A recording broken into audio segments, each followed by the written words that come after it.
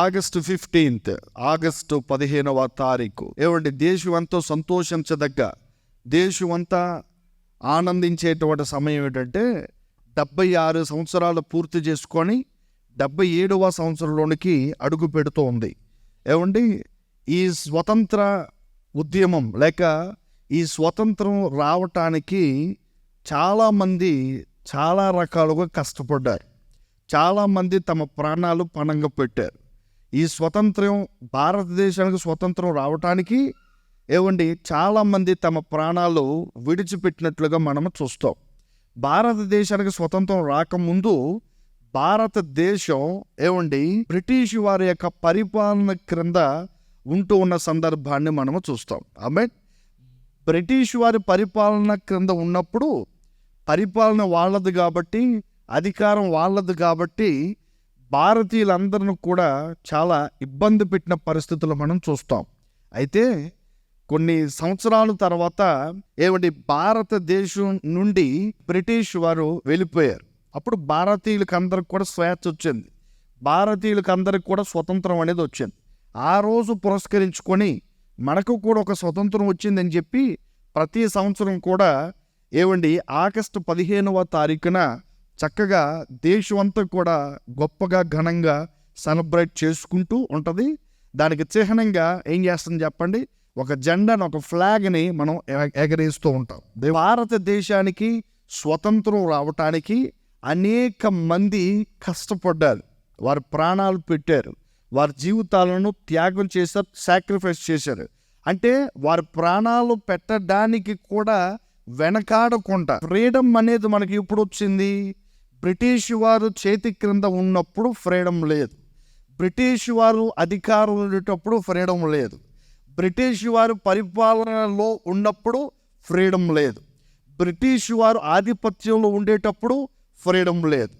ఎప్పుడైతే బ్రిటిష్ వారు చేతిలో నుండి మనం బయటపడ్డామో, వారి చేతుల నుంచి మనము బయటకు వచ్చామో, వారి అధికారం నుంచి బయటకు వచ్చామో, మనకి ఫ్రీడమ్ అనేది ఉంది. మేము చెప్పండి ఒకసారి, మనకి ఫ్రీడమ్ అనేది వచ్చింది. ఫ్రీడమ్ అనేది ఎలా వచ్చిందంటే వారి నుండి మనం బయటపడ్డాం కాబట్టి. అది 77వ ఏమండి స్వతంత్ర దినోత్సవం. మేము చెప్పండి ఒకసారి. దీన్ని ఒక భారతీయ వ్యక్తి చాలా సంతోషించదగ్గ, చాలా ఆనందించదగ్గ విషయం. మేము చెప్పండి ఒకసారి.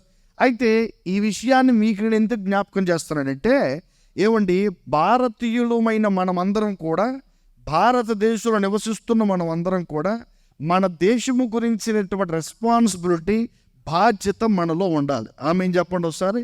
అందరూ ఫ్లాగ్ ఎగరేసి సెల్యూట్ కొడితే ఒక క్రైస్తవుడు తన దేశం గురించినటువంటి రెస్పాన్సిబిలిటీ, ఒక క్రైస్తవుడు తన దేశం గురించినటువంటి బాధ్యత తీసుకొని తన దేశంలో జరుగుతున్నటువంటి దాడుల గురించి, తన దేశంలో జరుగుతున్నటువంటి విద్వేషాల గురించి, తన దేశం అభివృద్ధి గురించి ప్రతిరోజు కూడా ప్రార్థన చేయాలి. ఆమె చెప్పండి ఒకసారి. పాపం అనే కాడి క్రింద ఉంటే నువ్వు స్వతంత్రుడు కాదు.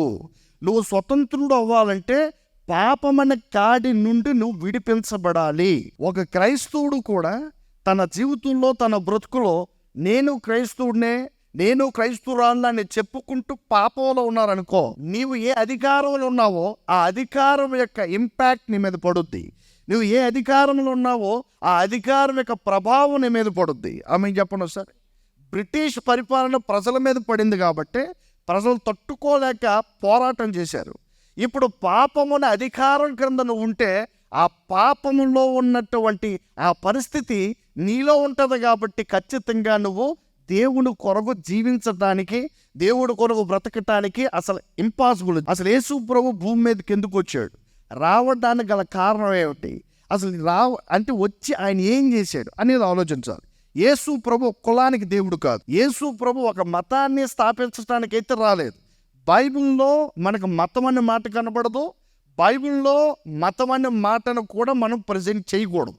బైబిల్ ఎక్కడా కూడా మతాంతీకరణ అనేది లేదు. కాబట్టి సర్వ పాప పరిహారార్థమై, అంటే ఏ మానవుడైతే పాపానికి బానిస అయిపోయాడో, ఏ మానవుడైతే పాపం అనే దాస్యం క్రింద ఉన్నాడో, ఆ దాస్యం అనే దానిని, ఆ స్లేవ్, ఆ బానిసత్వాన్ని తన యొక్క విలువైన రక్తము ద్వారా, తన ప్రాణము ద్వారా, తన జీవితం ద్వారా దాన్ని కొట్టి పరిశుద్ధపరచడానికి యేసు ప్రభు భూమి మీదకి వచ్చాడు. మనం ఎలా స్వతంత్రులయ్యాం? ఆయన మనల్ని పరిశుద్ధపరిస్తేనే మనం పరిశుద్ధపరచబడ్డాం. ఆమేన్. ఆయన విలువైన రక్తం మనలందరిని ఏం చేసింది? పాపం మన కాడిని కొట్టడానికి ఏమైంది? కారణమైంది. ఆమె చెప్పండి ఒకసారి. కాబట్టి మరలా ఆ దాస్యమైన కాడి క్రిందకు మనం వెళ్ళకూడదు. ఆమేన్. హల్లెలూయా. నువ్వు ఏ అధికారంలో ఉన్నావో ఆ అధికారమే నీ మీద ప్రభావం చూపిస్తుంది. ఆమేన్. నీ అధికారాన్ని బట్టి నీ జీవితంలో మార్పు కనబడుద్ది. ఆమేన్ చెప్పండి ఒకసారి. కాబట్టి దేవుడి కొరకు మనం జీవించాలి. ప్రభు ఇచ్చిన వాగ్దానాలను పట్టుకొని ముందుకెళ్ళాలి. దేశానికి స్వతంత్రం రావటానికి అనేక మంది తమ ప్రాణాలు పణం పెట్టినట్టు మనకు కూడా ఫ్రీడమ్ రావడానికి, పాపం నుండి ఎడబాటు రావడానికి, పాపాన్ని జయించడానికి, పాపం అధికారుల నుంచి పైకి తీసుకెళ్ళడానికి, పాపాన్ని ఒప్పుకొని పరిశుద్ధపరచడానికి యేసుక్రీస్తు ప్రభువారు తన యొక్క ప్రాణాన్ని ఇవ్వాల్సి వచ్చింది. దేవుని స్తోత్రం. యేసు ప్రభువే తన ప్రాణం పెట్టకపోతే, యేసు ప్రభువే తన జీవితాన్ని ఇవ్వకపోతే, యేసు ప్రభువే తన విలువైన రక్తాన్ని కార్చకపోతే మనిషికి పాపము నుండి విడుదల లేదు. అధికారంలో ఏది ఉంటే అదే ప్రభుత్వం చేయబడుద్ది. ఇప్పుడు నువ్వు పాపం అనే అధికారం కింద ఉన్నావు అనుకో, నువ్వు క్రైస్తవుని వేషం వేయచ్చు, కానీ నీ బ్రతుకంతా కూడా దాని అధికారం క్రిందే నువ్వు ఉంటావు. ఇప్పుడు ఈ అధికారం నుండి విడిపించటానికి యేసు ప్రభు భూమి మీదకి వచ్చాడు. ఆ అధికారాన్ని విడిపించి నీకు పరిశుద్ధ జీవితాన్ని ఇవ్వడానికి వచ్చాడు. ఆయన అధికారం ఎలాంటిది తెలుసా? పాపాన్ని ద్వేషించేది. ఇక్కడ రాయపడుతున్నమాట ఏంటంటే దాస్యమనే కాడి. పాపానికి మరొక పేరు పెట్టి చెప్పండి. దాస్యమనే కాడి క్రింద నువ్వేమవ్వకూడదు, చిక్కుకోకూడదు. అంటే యేసుక్రీస్తు ప్రభు యొక్క రక్తము చేత నువ్వు ప్రక్షాళన చేయబడాలి. దేవుని స్తోత్రం. యేసు ప్రభు రక్తము చేత నువ్వు ప్రక్షాళన చేయబడి నీ జీవితాన్ని నువ్వు మార్చుకోగలిగితే, నీ బ్రతుకు నువ్వు మార్చుకోగలిగితే నీ మీద పాపానికి అధికారం లేదు, నీ మీద నీ దేవునికి అధికారం ఉంటుంది. ఆమె ప్రజలు ప్రార్థిస్తున్నారు, కన్నీరు కారుస్తున్నారు, ఫరో చేతి కింద నలిగిపోతున్నారు, భారం ఎక్కువైపోతుంది. బైబిల్ దానికి ఏం పేరు పెట్టిందంటే ఇనప కొలిమని పేరు పెట్టింది. ఇనప కొలిమి లాంటి శ్రమలలో కూడా వారు మెడలు పైకెత్తి ప్రార్థన చేశారు. అయ్యా, మా ప్రార్థన వినండి, ఈ భారాన్ని మేము మోయలేకపోతున్నాం, ఈ బానిసత్వం బ్రతుకు ఎప్పుడు విడుదల, ఈ సంఖ్యల బ్రతుకు ఎప్పుడు విడుదల, ఎప్పుడు మాకు ఫ్రీడమ్, ఎప్పుడు మాకు స్వేచ్ఛ, ఎప్పుడు మాకు స్వతంత్రం, ఎప్పుడు మా ఆనందాన్ని మా పక్క వాళ్ళతో కూడా షేర్ చేసుకునే సమయం అనే ప్రభు దగ్గర కన్నీరు కార్చినప్పుడు దేవుడు వారిని విడిపించాడు. దేవుని స్తోత్రం. చరిత్ర చాలా ఉంది, జాగ్రత్తగా వినాలి. దేవుడు మోషే నాయకత్వంలో ఇశ్రాయేలు ప్రజలను విడిపించాడు, కనాను దిశగా నడిపించాడు. అనేక కార్యాలు చేశాడు, ఒకటి రెండు కాదు, అనేక కార్యాలు చేశాడు. వాళ్ళకి ఏం కావాలని ఎడారిలో వారి ఆశను దేవుడు తీర్చాడా లేదా? నిజం చెప్పండి, తీర్చాడా లేదా? మీ జీవితాలకు అప్లై చేయండి. అది ఎడారిలో అరణ్యంలో వెళ్ళినా దేవుడు వారి ఆశను తీర్చాడు. పరలోకపు మన్నా, దేవదూతలు భుజించే ఆహారం, ఏమిటి ఆకాశపు ధాన్యం, దేవుడు వారికి కావలసిన ఫ్రెష్ ఎప్పటికప్పుడు తేనె పూసినటువంటి అపోపం మన్నాను దేవుడు వాడు కడుపార తినడానికి అవకాశం ఇచ్చాడు. రాజులను వస్తే రాజులను ఓడించాడు, వీరు తరపున రాజులను వస్తే రాజులను ఓడించారు, కట్టలను వస్తే కట్టలు కూలగొట్టారు. ఇవన్నీ దేవుడు వీరి పక్షాన ఎందుకు చేశాడంటే దేవుడే వారి పక్షాన ఉన్నాడు కాబట్టి. దేవుడు మన పక్షమునుండగా మనకి విరోధి ఎవరు? ఆమేన్. విరోధి అనేది ఉన్నాడు. విరోధి ఉన్నా విరోధి మీద ఘన విజయం నీదే. రైతులో వారికి ఏది కావాలన్నా, వారు ఏం కోరుకున్నా, వారు ఏది తినాలన్నా దేవుడు క్షణాల్లో వారికి ఆ అరణ్యంలో కూడా, వారు వెళ్తున్న ప్రయాణంలో కూడా వారికి తృప్తినిచ్చి పంపించే దేవుడై ఉన్నాడు. ఆమేన్. మన జీవితంలో కూడా, ఈ జీవన ప్రయాణంలో కూడా మనకేం కావాలని అన్నీ దేవుడు మనకి ఇస్తున్నాడు. కానీ కొన్నిసార్లు నీకు విడిచిపెడతాడు. ఆ పరిస్థితిని ఎలా సాల్వ్ చేస్తామని అక్కడ మనం సాల్వ్ చేయలేక దేవుడు మనం దూషిస్తాం. దేవుడు ఉంటే నాకు ఎందుకు ఇలా జరిగిందండి, దేవుడే ఉంటే నాకు బ్రతికేందుకు ఎలా మారలేదండి, నా పక్కలో చూడండి, కార్లు కొనుక్కుంటున్నారు, బిల్డింగ్లు కొనుక్కుంటున్నారు, ఉన్నత స్థాయిలో ఉన్నారు, ఆపై చదువులు చదువుకుంటున్నారు, ఉన్నత స్థితిలో ఉన్నారు, ఉన్నత దేశాల్లో ఉన్నారు. అని అనుకున్న నీవు పక్కడు తప్పుడు కంపేర్ చేసుకోక, పక్క వాళ్ళ తప్పుడు పోల్చుకోక, వాళ్ళు దీవించిన దేవుడు నిన్ను కూడా దీవిస్తాడు.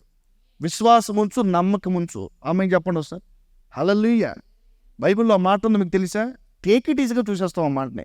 నువ్వు నమ్మితే దేవుని మహిమను చూస్తావు. ఆమె ఎవరు నమ్మితే? మనం నమ్మితే దేవుని మహిమను చూస్తాం ఖచ్చితంగా, షూర్. అదే మనం నమ్మే సామర్థ్యంలో ఉంటే నీ ద్వారా దేవుడు తన మహిమను ఖచ్చితంగా బయలుపరుస్తాడు. హల్లెలూయా, హల్లెలూయా. నమ్ముట నీ వలన అయితే నమ్మే ప్రతి వానికి కూడా సమస్తం, నథింగ్ ఇంపాసిబుల్. అసాధ్యమైనదంటూ ఏది ఉండదు. నువ్వు నమ్మితే సమస్తం సాధ్యమైపోద్ది. నువ్వు నమ్మే సామర్థ్యం నీకుందా?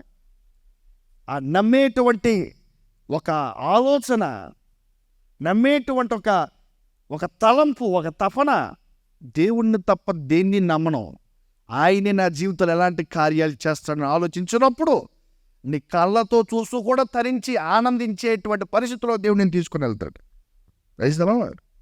దేవుడు మన జీవితాల్లో కార్యాలు చేస్తాడు. నమ్ముదాం. మన బాధలు అర్థం చేసుకున్న దేవుడు మనకు ఉన్నాడు. ఆయన వింటున్నాడు.